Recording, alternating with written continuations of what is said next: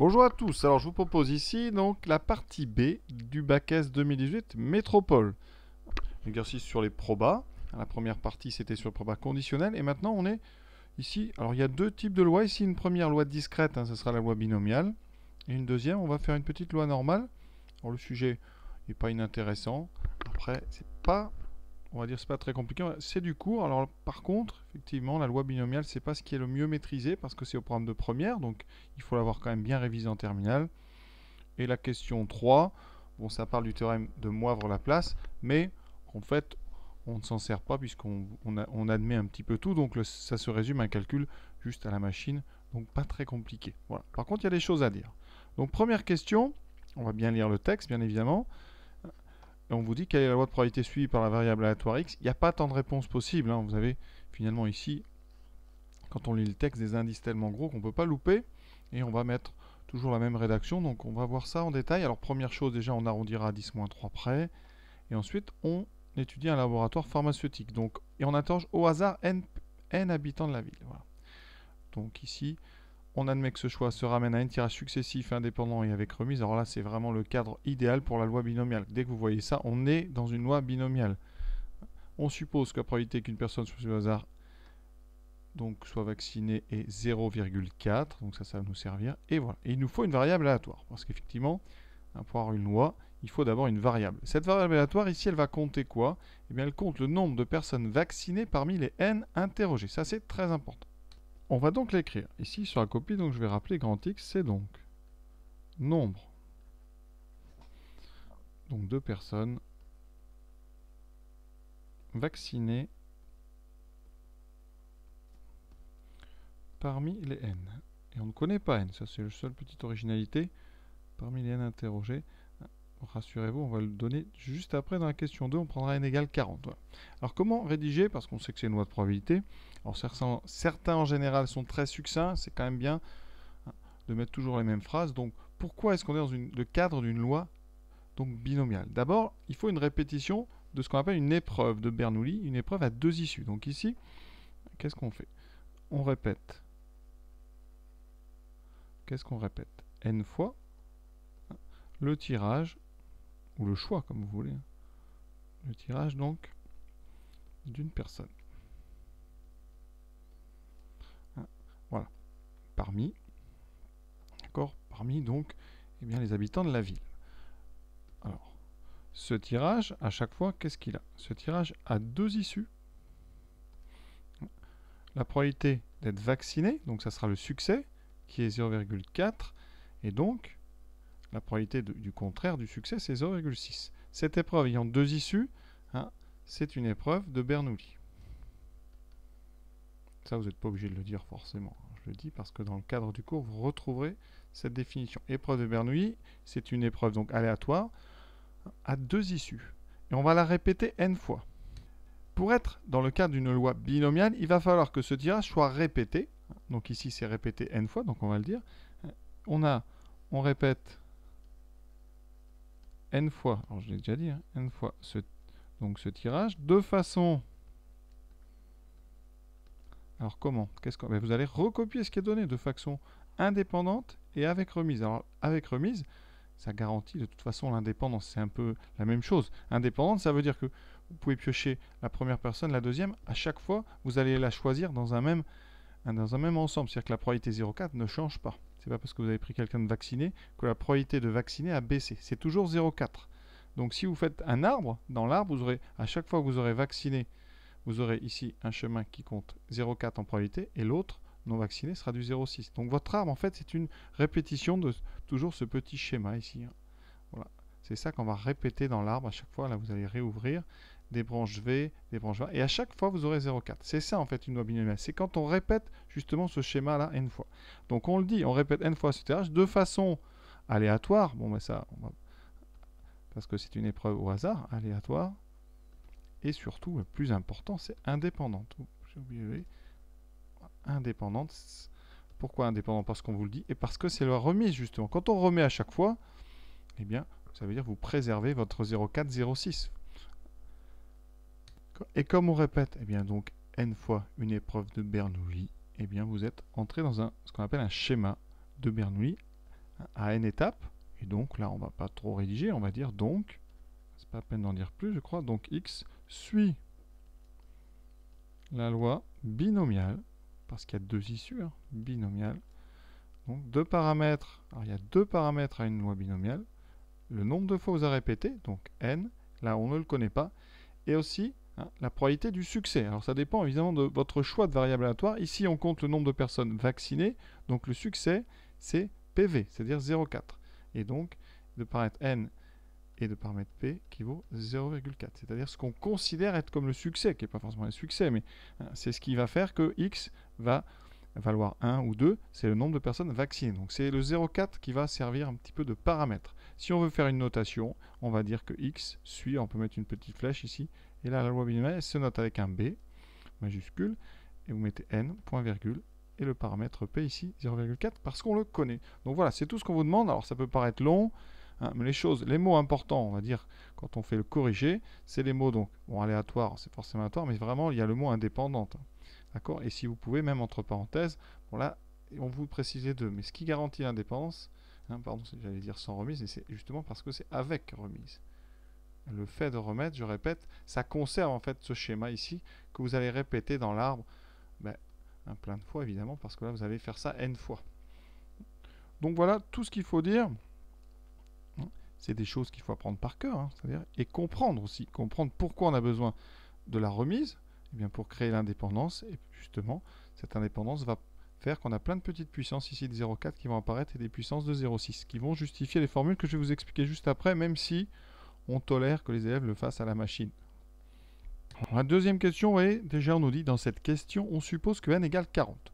Ça veut dire qu'on va interroger 40 habitants de la ville.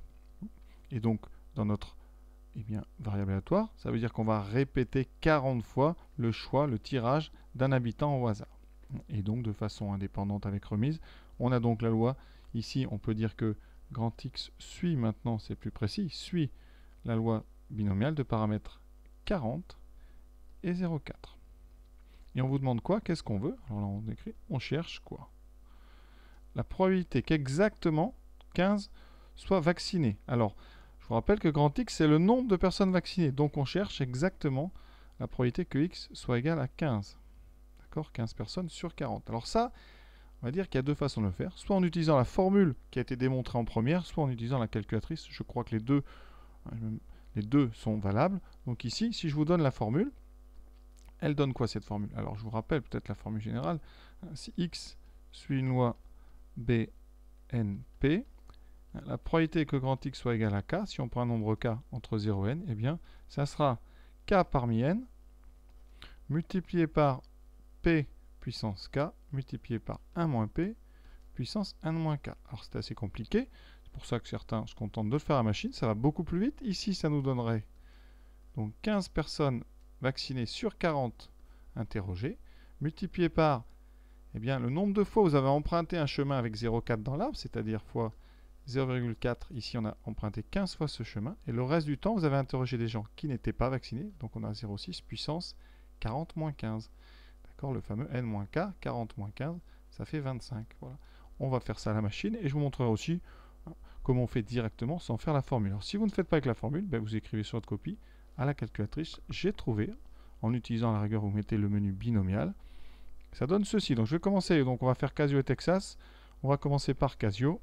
Alors, si on veut déjà utiliser cette formule compliquée, là, il va falloir trouver ici juste la touche 15 parmi 40. Ça, vous le trouvez dans Options, et vous allez chercher ici, alors il faut aller chercher dans le menu Proba, et vous avez NCR. Le N étant le gros nombre des deux, donc vous mettez 40, ensuite vous appuyez sur NCR, et vous mettez 40 et 15. Voilà, ça vous donne un nombre ici qui est très gros.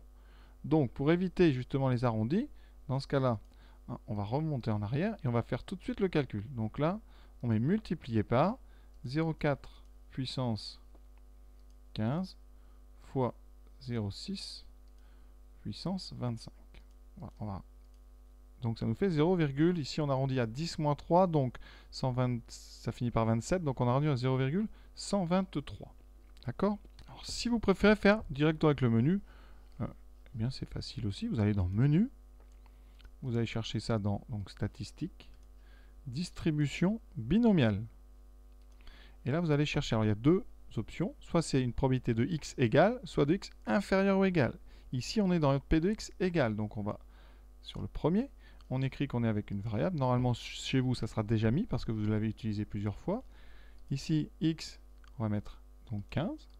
Num trial, c'est donc le nombre de tentatives, le nombre de personnes que vous interrogez au total. Ici, c'est 40. C'est-à-dire le n du paramètre. Et p, ici, vous donnez votre paramètre, c'est 0,4. Vous validez. Et ça va écrire 0,123. Là, on est bon. Alors, pour ceux qui ont une Texas, on va chercher les coefficients binomiaux, c'est-à-dire le 15 parmi 40, dans le menu maths. On tape déjà 40, on va dans le menu maths, proba, voilà, et on va dans combinaison. 15 sur 40, c'est une combinaison de 15 objets parmi 40. On valide. On met 15, oui. Vous obtenez ici un très grand nombre. Vous l'utilisez, on fait multiplier par donc 0,4 puissance 15. On pense à bien descendre. Fois 0,6 puissance 25. Je valide. Je trouve 0,123. Là, on est bien. Évidemment, c'est plus rapide de faire avec le menu binomial. Vous allez le chercher. Il est dans distribution, tout comme la loi normale, etc. Dans ce menu, vous avez donc loi normale, etc. On descend. Voilà, ça, vous allez trouver ça dans binôme. Alors, il y en a deux. Il y en a trois même. Il y a l'inverse. Vous allez utiliser la première, qui fait P de x égale. Donc la A. Voilà, je valide. Et je vais indiquer le nombre d'essais. Là, c'est très clair. On a essayé quoi? On a pris 40 personnes. La probabilité du succès ici de vacciner, c'est 0,4. Et on veut la probabilité de x égale 15. Voilà. Et vous avez déjà fini. On valide. Et on tombe sur le même nombre. Vous voyez, c'est très simple. Deuxième question. Détermine la probabilité qu'au moins la moitié des personnes interrogées soient vaccinées. Donc ici, qu'est-ce qu'on vous demande?